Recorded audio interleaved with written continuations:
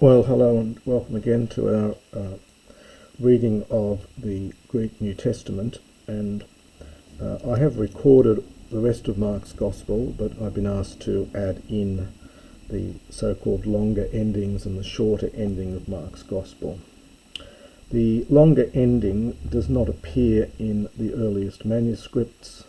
It was rejected by Eusebius and Jerome as being unauthentic. Eusebius omitted these verses from his writings, from the canons. Even conservative scholars have said that in style and vocabulary these endings are not obviously non-Markan. However, I'll go through and just read and translate them.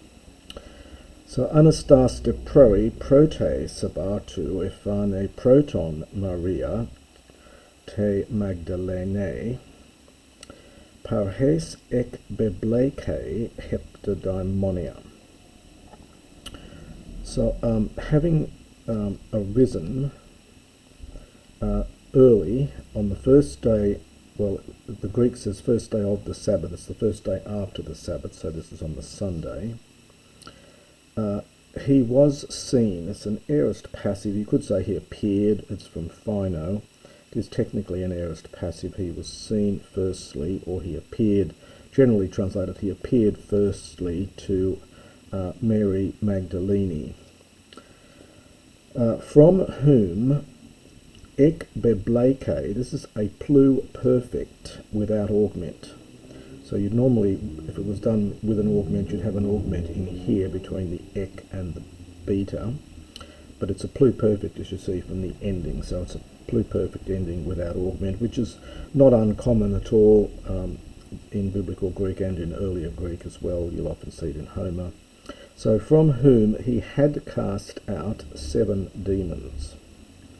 Ekene poruthesa ap angelen tois metautu genomenois penthusin kai klai thusi. And she, having gone, this is from perumai, generally goes into the passive. It's a feminine passive participle here. It goes into the passive even though it's got active meaning. So she, having gone, she reported back to those being with him, and we get 2 dative participles here, to those penthusi from pentheo, to lamenting, and those weeping. Kakanoi accusantes hotitse kai ethiathe hubautes epistesan.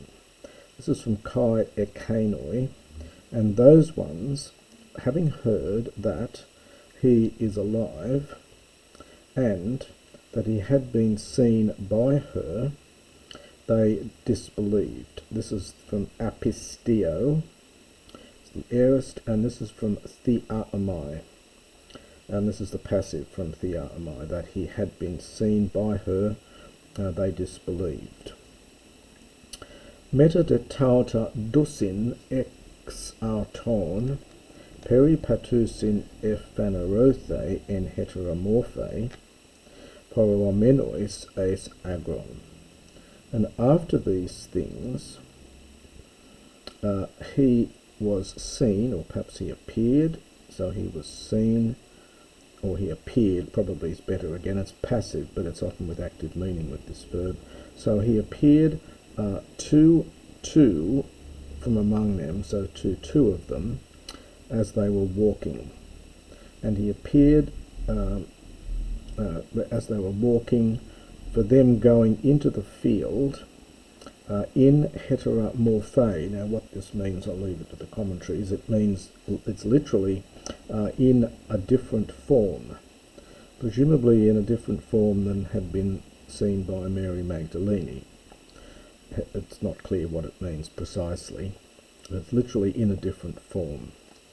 Kakanoi ap elthontes ap angelan tois loipois udi ekanois epistusan.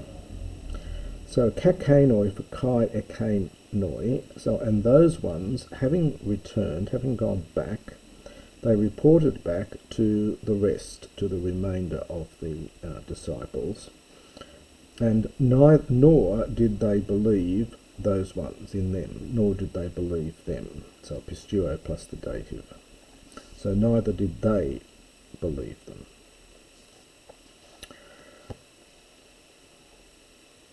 Husteron de anakaimenos autois tois hendeka phanerothe kai onedisen tain apistian auton kai sclerocardian hotitois theasamenos auton ege germenon uk epistusan.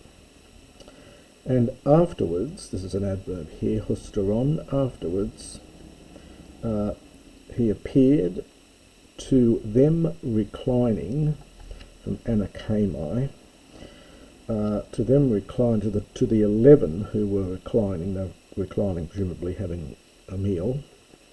And one disen, from one disdo, to reproach. So he reproached their disbelief and their sclerocardian, their hardness of heart, it's scleros and cardia, because they did not believe those having seen, from theaomai, again this is a aorist participle, they did not believe those having seen him having been raised.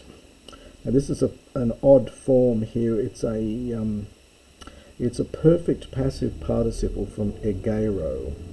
You can just basically see the egero root in here, but it's undergone various morphings and things, but it's just an irregular perfect passive participle from egero. So he rebuked them as to their disbelief, their hardness of heart, because they did not believe those who had seen him having been raised.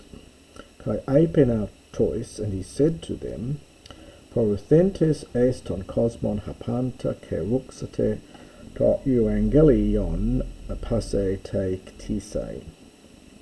Having gone into all the world, proclaim the gospel to all. This is a dative from ktisis, creation. Ho pistusas kai baptistes sothesatai hode apistesas katakrithesai. The one having believed and having been baptized, aorist passive participle, will be saved, future passive from sozo. But the one having disbelieved, katakrinesatai, he will be condemned, future passive, from katakrino. Se mea de tois pistusasin tauta parakoluthese, ento onomatimu daimonia ek balusin glossais lalusin kainas. And these signs, now it's neuter plural, so singular verb, these signs will accompany, they will follow beside, so they will accompany those having believed. They will, this is a future from ekbello, they will cast out demons in my name. They will speak in new tongues. Now there's a variant reading here also. And some leave out the kainos or put different order. So kainos means new. It could mean other, strange, but it's literally they will speak with new tongues. It could literally mean they will speak with new languages. Glossa is often used of language as well as just a tongue, as in English. So kai entais kersi is in brackets here. It's not in some of the other manuscripts containing this. And ophes arusin kan thanasimon tipi usin u. I have to go to the next page. So this is future from Iro. They will take up serpents in their hands, kan for kai ean, and if they might drink, ti thanasimon, some deadly thing, some deadly potion or just some deadly thing, literally. Subjunctive from pino. So they will take up serpents in their hands, and if they might drink some deadly thing, ou me autus blapse. Ou me plus subjunctive for strong negation, in no way will it harm them. Subjunctive from blapto. Epi arostus kairos epi thesousin kai kalos hexousin. And they will lay from epitithemi, future, they will lay their hands upon the arostus. This is the word meaning the sick or the ill, the infirm, to put it into Latin really. It's alpha privative in a double row. The ros root comes from ronumi, to be strong. So those without strength are those who are ill. So they will place their hands on the infirm, might be a good way of translating that. And now echo plus an adverb takes the sense of the verb to be. Literally, they will be well. This is a future from echo, but with an adverb you translate it as the verb to be. Homin un kurios Jesus metatolele sai autois an eleiphthe eston uranon kai ekathes sen ekdexion to theou. And therefore, now menun is used when there's a change of idea here. So Jesus, the Lord Jesus then, now metatop plus the infinitive, after he had spoken to them, aneleiphthe, this is from Anna Lambano, it's the aorist passive, he was taken up into the heaven, and ekathisen, aorist from kathisdo, he sat. Now ek is odd here, but it's the standard expression, he sat on the right hand of God. It's literally he sat from the right hands of God. It's plural, but it's the standard expression, I think, in the New Testament. Maybe in the Septuagint as well. So he sat on the right hand of God. Ekenoi de exothontes ekeruxan pantakou to kuriou sun eguntos kaiton logon bepaiuntos diaton ep akoluthunton semeon. And but they, this is referring to the disciples, I think, having gone out, they proclaimed, aorist from kerusso, pantakou everywhere. Genitive absolute here, the Lord working with them, synergio, and it's all part of the genitive absolute here. So the Lord working with them and making strong their word, perhaps ratifying, making secure their word through the signs which followed along with them. So through the accompanying signs, perhaps here.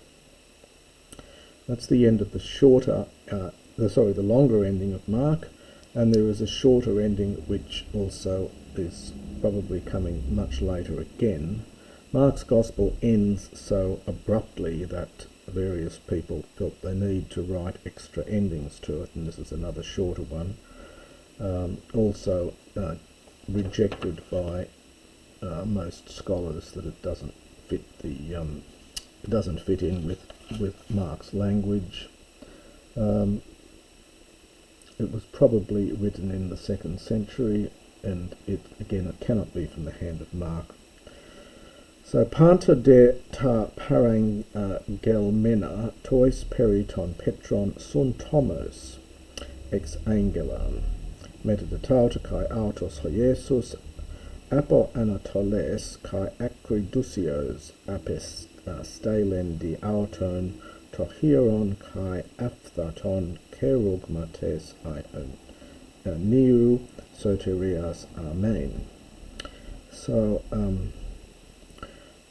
they reported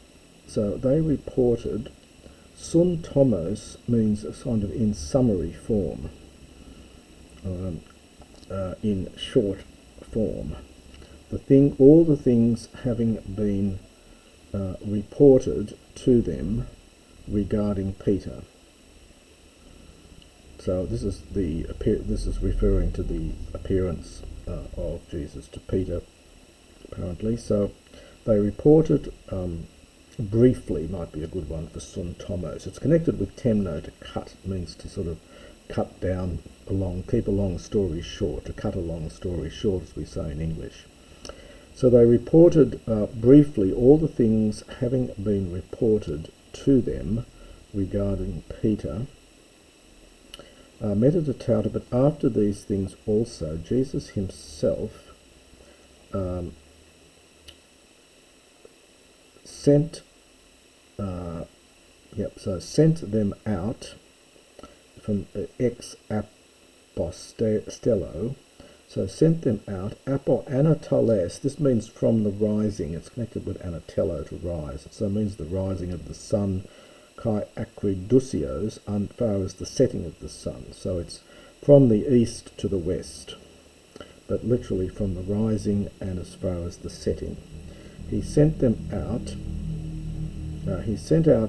through them, by means of them, he sent out through them, to kerugma. This becomes a technical term in early Christian thought. The kerugma is the proclamation, but it's used of the teaching of the early Christians. So it's the holy or sacred and incorruptible kerugma, message perhaps, of eternal salvation. This is a two-termination adjective, hence the "u" ending. Finally finishes with amen. And so that is the two endings that have been added later on to the Gospel of Mark.